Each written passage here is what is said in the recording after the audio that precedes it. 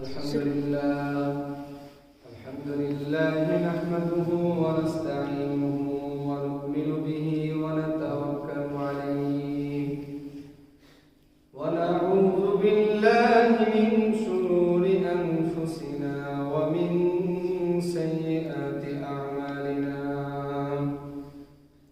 من يهده الله فلا مضل له ومن يضلله فلا هادي له ونشهد أن لا إله إلا الله وحده لا شريك له ونشهد أن سيدنا وسندنا وحبيبنا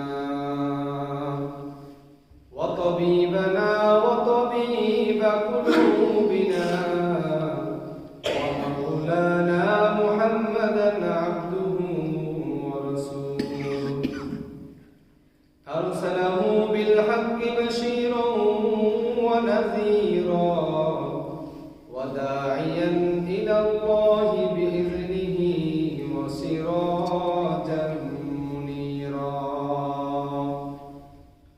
أما بعد فأعوذ بالله من الشيطان الرجيم بسم الله الرحمن الرحيم يا أيها الذين آمنوا اجتنبوا كثيرا من الظن إن بعض الظن إثم ولا تجسسوا ولا يغتب بعضكم بعضا أيحب أحدكم أن يأكل لحم أخيه ميتا فكرهتموه واتقوا الله إن الله تواب رحيم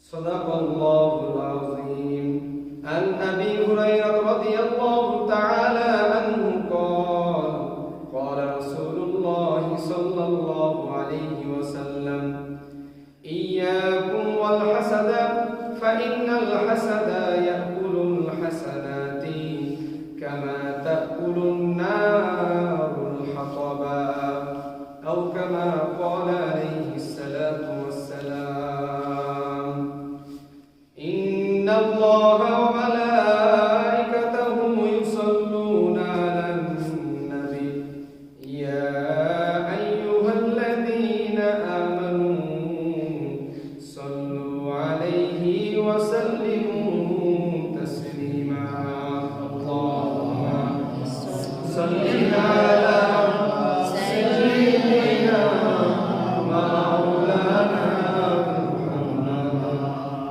وعلى آل سيدنا مولانا محمد اللهم صل على سيدنا مولانا محمد وعلى آل سيدنا مولانا محمد अल्लाह अल्लाह क्या मुबारक नाम है अल्लाह अल्लाह क्या मुबारक नाम है अल्लाह अल्लाह आशिकों का काम है शुक्र बोली अल्लाह अल्लाह क्या मुबारक नाम है अल्लाह अल्लाह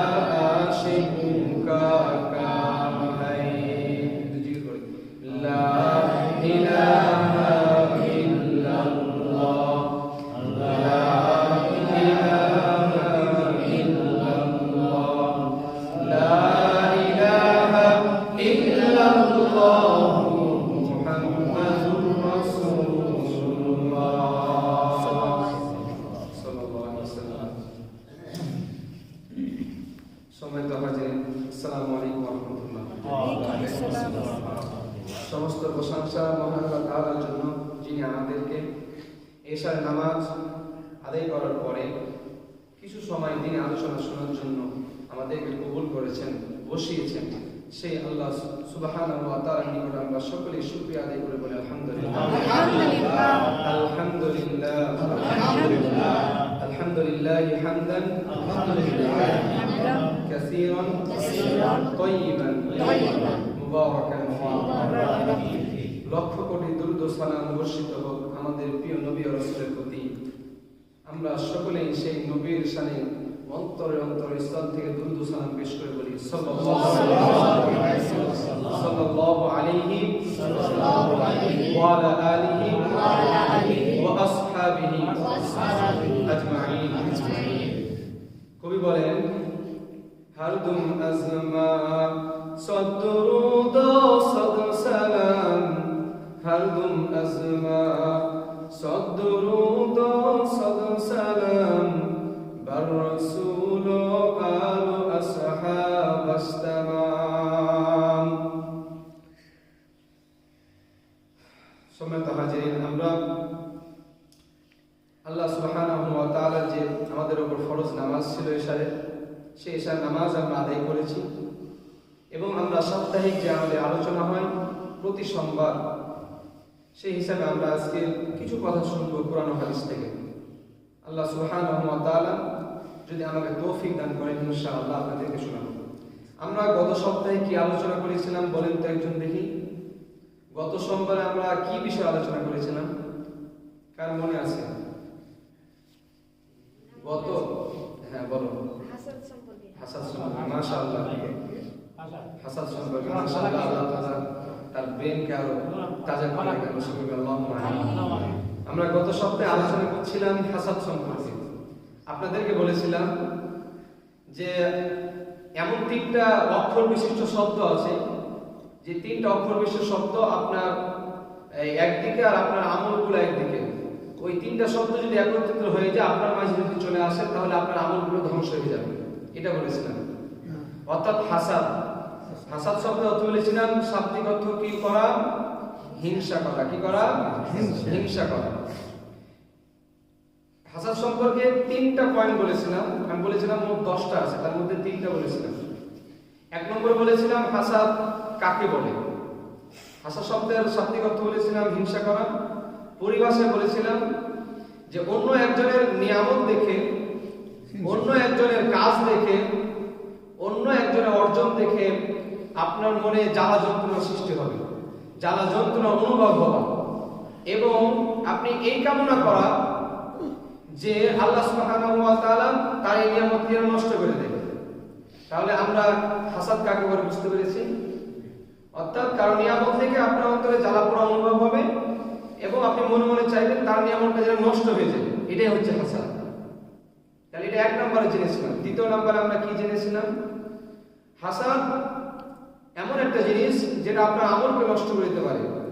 যেমন সুনান তিরমিজি হাদিস নম্বর 2510, হযরত আবু হুরায়রা রাদিয়াল্লাহু তাআলা আনহু বর্ণিত, তিনি বলেন রাসূলুল্লাহ সাল্লাল্লাহু আলাইহি সাল্লাম বলেছেন যে ইয়াকুম ওয়াল হাসাদা, তোমরা হাসাদ, তোমরা হিংসা থেকে বেঁচে থাকো, তোমরা হিংসা থেকে বেঁচে থাকো। ফাইনাল হাসাদা ইয়াকুলুল হাসানাতি, কেননা হাসাদ, কেননা হিংসা এটা তোমার নেকিগুলোকে এমন ভাবে খেয়ে ফেলবে কামা তাকুলুন নারুল হাতাবা, যেমনি ভাবে আগুন কাঠকে খেয়ে ফেলে। বুঝতে পেরেছেন? আপনি হিংসা করবেন, আপনি মনে করেন না যে আপনার আমলগুলি কবুল হবে, আপনার আমলগুলি নষ্ট হয়ে যাবে। আপনি হিংসা করবেন, আপনার যে দান খয়রাতগুলো নষ্ট হয়ে যাবে। আপনি যে হিংসা করবেন, আপনি যে সদকাগুলো করতেছেন, আপনার সদকাগুলো নষ্ট হয়ে যাবে।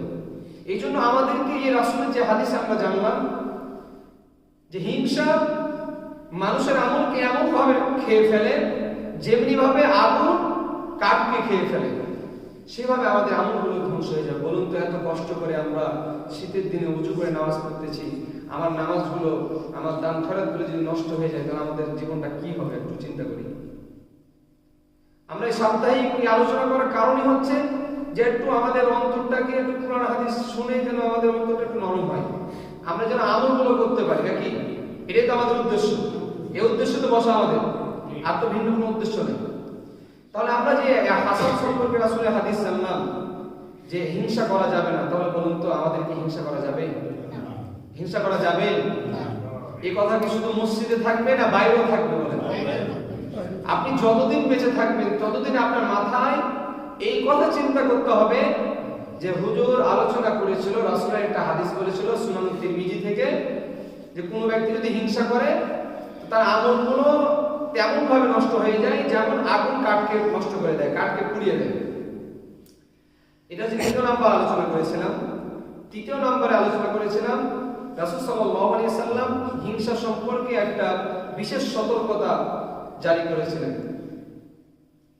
একটা হাদিস বলেছিলাম যে রাসূল সাল্লাল্লাহু আলাইহি ওয়াসাল্লাম বলেছেন যে তোমাদের মধ্যে পূর্ববর্তী জাতিসমূহের একটা গুণ চলে এসেছে, একটা বদ অভ্যাস। কি বদ অভ্যাস?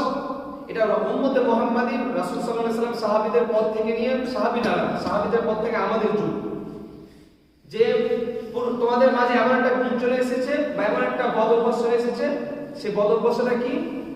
হাসাদ, বিদ্বেষ, অর্থাৎ হিংসা বিদ্বেষ। হিংসা বিদ্বেষ কেমন কেমন? এটা হচ্ছে মুন্ডনকারী।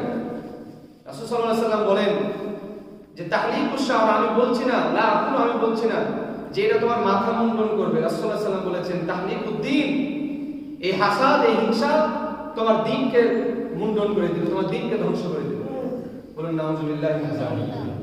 রাসূল সাল্লাল্লাহু আলাইহি ওয়াসাল্লাম বলেন লা তাদখুলুল জান্নাতা হাত্তা তুমিনু, তোমরা ততক্ষণ পর্যন্ত কেউ জান্নাতে প্রবেশ করতে পারবে না যতক্ষণ পর্যন্ত তোমরা ঈমানদার না হও, মুমিন না হও। আর রাসূল সাল্লাল্লাহু আলাইহি ওয়াসাল্লাম বলেন ওয়ালা তুমিনু হাত্তা তাহাব্বু, তোমরা ততক্ষণ পর্যন্ত মুমিন হতে পারবে না, প্রকৃত মুমিন হতে পারবে না যতক্ষণ পর্যন্ত না তোমরা পরস্পরের মাঝে ভালোবাসা সৃষ্টি করবে। আমি বলুন তো রাসূল সাল্লাল্লাহু আলাইহি ওয়াসাল্লাম যে আমাদেরকে সতর্কবাণী দিলেন যে আমাদেরকে ভালোবাসা সৃষ্টি করতে হবে। আমরা যদি হিংসা করি, আমার আরেক ভাইয়ের উপর হিংসা করি, আমার আরেক বড় আব্বার উপর হিংসা করি, আমার আরেক বন্ধুর উপর হিংসা করি, আমার আরেক প্রতিবেশীর উপর হিংসা করি, তাহলে আমাদের অবস্থাটা কি হবে? একটু চিন্তা করি, একটু চিন্তা করেন। সম্মানিত আছে, আপনি তো আল্লাহর রাস্তায় যে 20 মিনিট সময় দিয়েছেন, এই সময়ের মূল্য আছে না? মূল্য তো অবশ্যই আছে নাকি? তা আমি যদি 20 মিনিটটা আমার জীবনে কাজে লাগাইতে পারি, এই যে হাদিসগুলো শুনতেছি, আমি যদি হাসাদ বা হিংসা থেকে বেঁচে থাকতে পারি, আপনার মনে যতই কষ্ট হোক, যতই রাগ উঠুক, আপনাকে কন্ট্রোল করতে হবে। ঠিক আছে না? যদি আপনি কন্ট্রোল করতে পারেন, হিংসা আসার পরে যদি আপনি না, আমি হিংসা করবো না, হিংসা করা মহাপাপ, তাহলে আপনি সাকসেস, তাহলে আপনি কামিয়াব। তাহলে আমরা এই তিনটা আলোচনা শুনেছিলাম।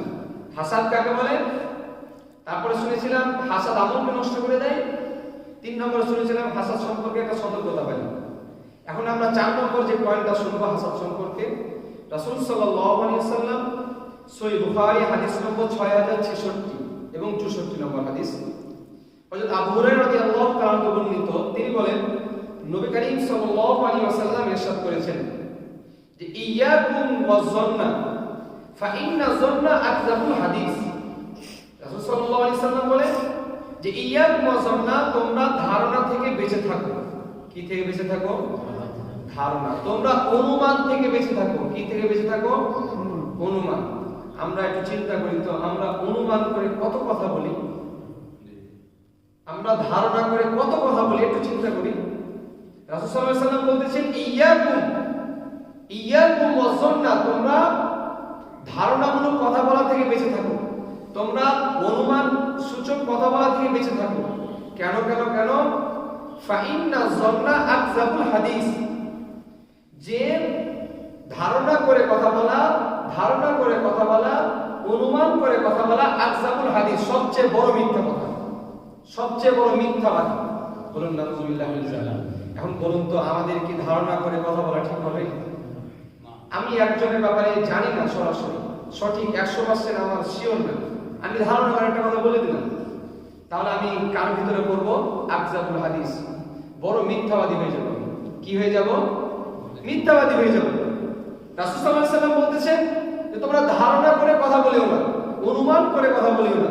আর আপনি কি করতেছেন? একটা অর্ধেক শোনা, কিছু আংশিক শোনার পরে ওই কথাটা প্রচার করলেন, ওই কথাটা অন্য জায়গায় বললেন। তাহলে বলুন তো আমার আপনার জায়গা কোথায় হবে? একটু চিন্তা করি, আমি আপনি সেই বড় মিথ্যাবাদী হয়ে যাব না? এই জন্য আমাকে চলার পথে, আমার বন্ধুর সাথে চলার পথে, আমার পিতামাতার সাথে, আমার প্রতিবেশীর সাথে, আমার ব্যবসা ইত্যাদি যেখানে আমি চলাচল করব, কোনো কথা যদি আমার 100% শিওর না হই, ওই কথা বলা যাবে না, কোনো সুযোগ নাই। আপনি ইসলামকে মানবেন, তাহলে আপনি শান্তিতে থাকবেন। আপনি যদি ইসলামকে না মানেন, আপনি যদি যা শুনবেন তাই বলে দেন, তার সত্যতা যাচাই না করেন, তাহলে আপনি বড় মিথ্যাবাদী হয়ে যাবেন। বলুন তো, আমরা কেউ মিথ্যাবাদী হতে চাই? কেউ কি চাই মিথ্যাবাদী হতে? আমরা কেউ চাই না। রাসূল সাল্লাল্লাহু আলাইহি ওয়াসাল্লাম আরো বলেন যে ওয়ালা তাহাসসাসু, তোমরা কারো দোষ তালাশ করো না। কি করিও না? রাসূল সাল্লাল্লাহু আলাইহি ওয়াসাল্লাম এই হাদিসের এই সারমর্মে প্রথমে বলেছেন যে এমন কয়েকটা মরণব্যাধি অন্তরের রোগ রয়েছে, সেই রোগগুলো থেকে তোমরা পবিত্র থাকো। এই রোগগুলাই বলতেছি আপনাদেরকে। এক নম্বর রোগ বললাম যে ধারণামূলক কথা বলা। দ্বিতীয় নম্বর রোগ কি আমাদের অন্তরে? ওয়ালা তাহাসসাসু, তোমরা কারো ব্যক্তিগত দোষ তালাশ করিও না। রাসূল সাল্লাল্লাহু আলাইহি ওয়াসাল্লাম কি বলেছেন? ব্যক্তিগত দোষ তালাশ করতে নিষেধ করেছেন। আর আমরা কি করি একটু চিন্তা করি। আমরা তো একজন ব্যক্তি উঠলো কিভাবে, বসলো কিভাবে, ওই জামা পরলো কিভাবে, এগুলো নিয়ে সারাদিন পড়ে থাকি না? একটু চিন্তা করেন। রাসূল সাল্লাল্লাহু আলাইহি ওয়াসাল্লাম বলতেছেন ইয়াকুম, তোমরা বেঁচে থাকো, তোমরা বেঁচে থাকো। যেমনি ভাবে আমি আপনি ধারণামূলক কথা থেকে বেঁচে থাকবো, ঠিক তেমনি ভাবে আমাদের প্রতি নির্দেশ, রাসূল সাল্লাল্লাহু আলাইহি ওয়াসাল্লাম নির্দেশ দিচ্ছেন যে তোমরা কারো ব্যাপারে দোষ তালাশ করা থেকে বিরত থাকো। পারবো না ইনশাআল্লাহ? আমরা কারো দোষ তালাশ করা আমাদের প্রয়োজন আছে? কোনো প্রয়োজন আছে? ন্যূনতম কোনো প্রয়োজন নেই। যেই দোষ তালাশ করতে গিয়ে যদি আমার আমলগুলো নষ্ট হয়ে যায়, আমার কি প্রয়োজন আছে একটু চিন্তা করি। আমি আপনাদেরকে কথা হলো কেন বলতেছি, আমাদের সমাজে এগুলো ভরপুর না। আমরা ধারণামূলক কথা বলতে এক সেকেন্ডও দেরি করি না, সাথে সাথে বলে দিই, ধারণা করে একটা কথা বলে দিই। আমরা কারো দোষ সম্পর্কে ন্যূনতম চিন্তা না করে ওই দোষটা আমরা তালাশ করতে চাই, যে সে কি করছে, সে বসছে কিভাবে, খাচ্ছে কিভাবে, তার দোষ বের করি আমরা। দোষ না থাকলেও দোষ বের করি। সমাজে যারা এটা খুব একটা দেখা যায়, যারা ইমাম হয় বা মুয়াজ্জিন হয় বা যারা দ্বীনি কাজে থাকে, তাদের দোষ বের করা খুবই সহজ হয়ে যায় আমাদের জন্য। আমরা একটুতেই তাদের দোষগুলো বের করার চেষ্টা করি, বা এই ধরনের যারা অন্যান্য কাজে থাকে তাদের দোষগুলো আমরা বের করি। কিন্তু রাসূল সাল্লাল্লাহু আলাইহি ওয়াসাল্লাম বলতেছেন ওয়ালা তাহাসসাসু, তোমরা কারো দোষ তালাশ করিও না। এই হাদিসের পরের অংশ রাসূল সাল্লাল্লাহু আলাইহি ওয়াসাল্লাম বলেন ওয়ালা তাজাসসাসু। এটা হচ্ছে ওয়ালা তাহাসসাসু হা দিয়ে, আর এটা হচ্ছে ওয়ালা তাজাসসাসু জিম দিয়ে। রাসূল সাল্লাল্লাহু আলাইহি ওয়াসাল্লাম বলেন যে তোমরা গুপ্তচর বৃত্তি করিও না, তোমরা গোয়েন্দাগিরি করিও না। কি করিও না? গোয়েন্দাগিরি করিও না। আপনি অপরজনের কথা, অপরজনের কাজকর্ম আপনি লক করে আপনি রেকর্ড করতেছেন, তার কথা আপনি রেকর্ড করতেছেন, তার চলাফেরা আপনি দেখতেছেন। রাসূল সাল্লাল্লাহু আলাইহি ওয়াসাল্লাম করা নির্দেশ ইয়াকুম, তোমরা এগুলো থেকে বেঁচে থাকো। আপনি যেমনি ভাবে অনুমান করা থেকে বেঁচে থাকবেন, আপনি যেমনি ভাবে কারো দোষ তালাশ করা থেকে বেঁচে থাকবেন, আপনাকে ঠিক তেমনই ভাবে কারো গোয়েন্দাগিরি করা থেকে আপনার বেঁচে থাকতে হবে। তবে যে বিচারক যে গোয়েন্দা নির্ধারণ করে অপরাধের ক্ষেত্রে, সেটা আলাদা কথা, ওইটা না। আমরা সাধারণত যে গোয়েন্দাগিরি করি, যেটা কোনো কাজ নেই, হয়তো ওই গোয়েন্দার কথা বলেছেন। আমরা পরে আর একটু শুনি। রাসূল সাল্লাল্লাহু আলাইহি ওয়াসাল্লাম বলেন ওয়ালা তানাজাসু, তোমরা প্রতারণামূলক দাম হাঁকিও না। এর মানেটা কি? আমরা একটু খেয়াল করলেই পাবো যে আমরা বাজারে গেলাম একটা জিনিস ক্রয় করার জন্য, অর্থাৎ আমরা গরু কিনতে গেলাম, এটা গরু ক্রয় করব। পাশে থেকে আরেকজন তার কেনার কিন্তু কোনো মন মানসিকতা নেই, সে এসে আপনার সামনে একটা দাম বলে দিচ্ছে, দাম বৃদ্ধি করার জন্য। কি করার জন্য? দাম বৃদ্ধি করার জন্য। আমাদের গ্রাম্য ভাষায় এটাকে দালালি বলে। কি বলে? দালালি। রাসূল সাল্লাল্লাহু আলাইহি ওয়াসাল্লাম বলতেছেন ওয়ালা তানাজাসু, তোমরা প্রতারণামূলক দাম হাঁকিও না। অর্থাৎ প্রতারণা করে না কেনার উদ্দেশ্যে, তোমরা শুধুমাত্র দাম বৃদ্ধি করার উদ্দেশ্যে দাম বলিও না। এগুলো থেকে তোমরা বেঁচে থাকো। কে বলেছেন? রাসূল সাল্লাল্লাহু আলাইহি ওয়াসাল্লাম। আপনি ইসলাম মানবেন, ইসলাম মানে কত সহজ একটু চিন্তা করি। রাসূল সাল্লাল্লাহু আলাইহি ওয়াসাল্লাম প্রত্যেকটা কাজ কোন কাজটা ইসলামে বলে দেওয়া হলো, আপনি মানেন না, মানতে পারলেই হলো, মানতেই হবে আপনাকে। আপনি যদি মানি, আমাদের জীবনের চরিত্র, আমাদের এই চরিত্রটা উত্তম চরিত্র হয়ে যাবে, আমাদের ব্যবহারটা উত্তম ব্যবহার হবে, আমাদের ইসলামটা সবার উপর সম্মত হবে, সবার সামনে মাথা উঁচু করে দাঁড়াবে। এগুলো আমাদের বৈশিষ্ট্য হবে। আমরা মুসলমান, আমাদের বৈশিষ্ট্য এগুলো হবে না বলেন তো? আমরা যদি মানুষকে ঠগাই তাহলে কি এটা ইসলামের নাম হবে না দুর্নাম হবে? দুর্নাম হবে না? আমি বাজারে যে আমি কিনবো না, আমি অহেতুক দাম বাড়াচ্ছি, তাহলে এটা কি প্রতারণা না এটা সঠিক কাজ? প্রতারণা। রাসূল সাল্লাল্লাহু আলাইহি ওয়াসাল্লাম বলতেছেন ওয়ালা তানাজাসু, তোমরা প্রতারণামূলক ভাবে দাম বৃদ্ধি করিও না। সম্মানিত হাজিরিন, রাসূল সাল্লাল্লাহু আলাইহি ওয়াসাল্লাম আরো বলেন ওয়ালা তাহাসাদু, এই যে ওয়ালা তাহাসাদু, তোমরা পরস্পরে হিংসা করো না। কি করো না? হিংসা করো না। আমি যে হিংসা সম্পর্কে আলোচনা করতেছি এই হাদিসের মধ্যে এই শব্দটা আছে, এই জন্যই হাদিসটা বলা। ওয়ালা তাহাসাদু, তোমরা কি করিও না? হিংসা করিও না। রাসূল সাল্লাল্লাহু আলাইহি ওয়াসাল্লাম আরো বলেন ওয়ালা তাবাগদু, তোমরা পরস্পর বিদ্বেষমূলক মনোভাব রাখিও না। আমরা পরস্পর কি রাখি বলেন তো? আমাদের রাগ হয়ে যায়, আমরা নিজেদের রাগকে কন্ট্রোল করছি না, অথচ রাসূল সাল্লাল্লাহু আলাইহি ওয়াসাল্লাম বলতেছেন যে তোমরা বিদ্বেষপূর্ণ মনোভাব রাখিও না। কারো প্রতি বিদ্বেষপূর্ণ মনোভাব রাখা যাবে বলেন?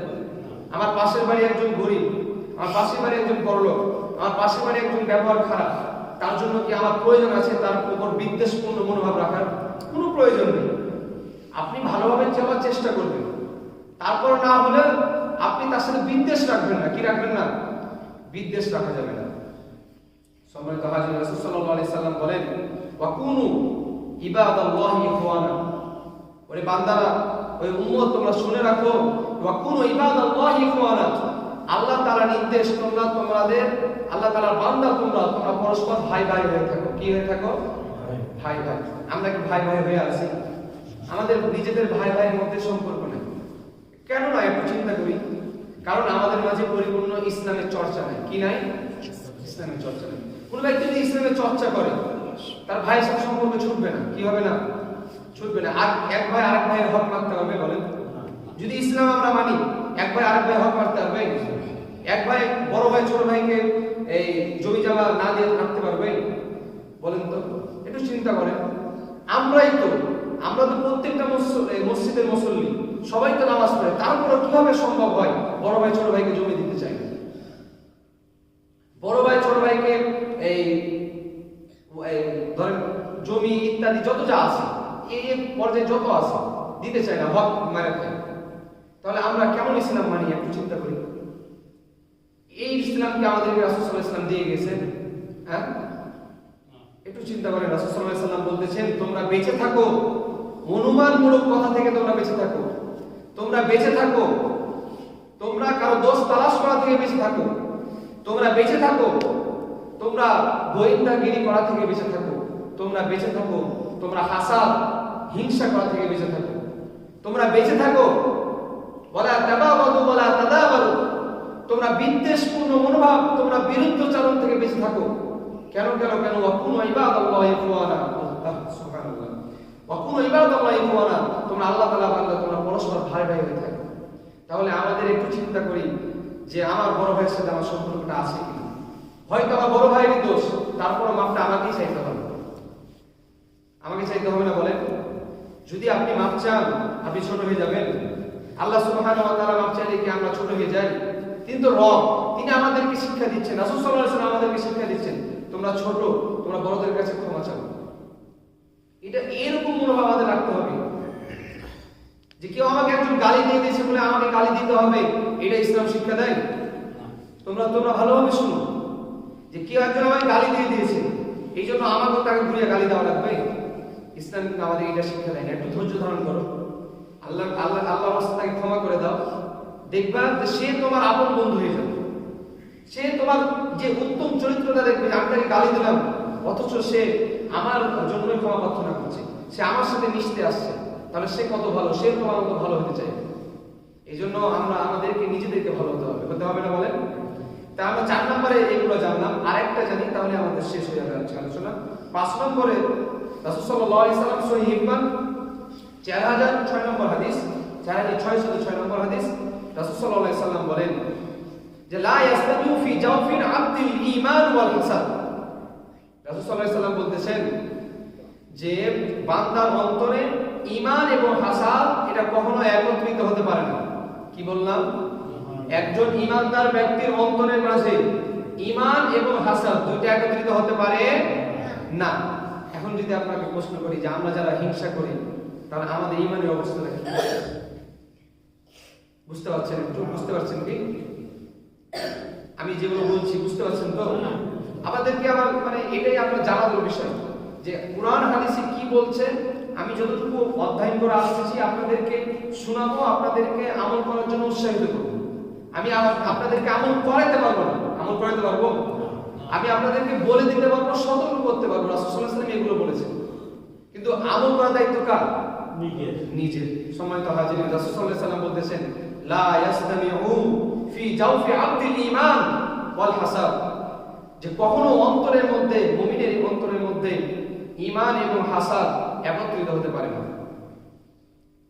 বলুন তো, আমরা যার উপর হিংসা করি তার যখন দুঃখ কষ্ট হয় তখন যে হিংসা করে সে কিন্তু মনে মনে আনন্দ পায়, কারণ সে হিংসা করছে তার উপর। তার এই আমলটা নষ্ট হয়ে যাক, তার এই নিয়ামতটা নষ্ট হয়ে যাক, যখন তার বিপদ আসে সে কষ্ট পায় তখন আমরা আনন্দ হয়। বলুন তো, এটা কি মুসলমানের কাজ? একজনের কষ্ট, মুসলমানের একজনের কষ্ট দেখে আপনি আনন্দ পাবেন, এটা কি মুসলমানের কাজ? আমাদের রাসূল কি এটা আমাদেরকে শিক্ষা দিয়েছেন? শিক্ষা দেন নাই। সম্মানিত হাজিরিন, একটু চিন্তা করবেন যে আমার কারণে যেন ইসলামের কোনো ক্ষতি না হয়ে যায়, আমি যেন ইসলামের বাইরে না চলে যাই। এই জন্য আমাদের আমলগুলো ইসলামের পথে থেকে ইসলাম অনুযায়ী আমাদের আমলগুলো করতে হবে। পারবো তো ইনশাআল্লাহ? আল্লাহ সুবহানাহু ওয়া তাআলা আমাদেরকে এই হিংসা নামক জঘন্য কাজ থেকে আমাদেরকে হেফাজত করুন। আমরা সকলে আল্লাহুম্মা আমিন। আমরা যে আলোচনাগুলো শুনলাম রাসূল সাল্লাল্লাহু আলাইহি ওয়াসাল্লামের হাদিস থেকে, এগুলোর উপর আমাদেরকে আমল করার তৌফিক দান করুন। আমরা সকলে আল্লাহুম্মা আমিন। সম্মানিত হাজিরিন, আজকে আমাদের আলোচনা এতটুকুই থাকলো। আপনাদের প্রতি আহ্বান থাকবে আমার, আমি সহ আল্লাহ সুবহানাহু ওয়া তাআলা যেন আমাদের সকলকে আমল করার তৌফিক দান করেন। আল্লাহুম্মা আমিন। সকলে আল্লাহুম্মা আমিন। ওয়া আখিরু দাওয়ানা আলহামদুলিল্লাহি রাব্বিল আলামিন। আমরা এই সূরা ফাতিহা পড়ি।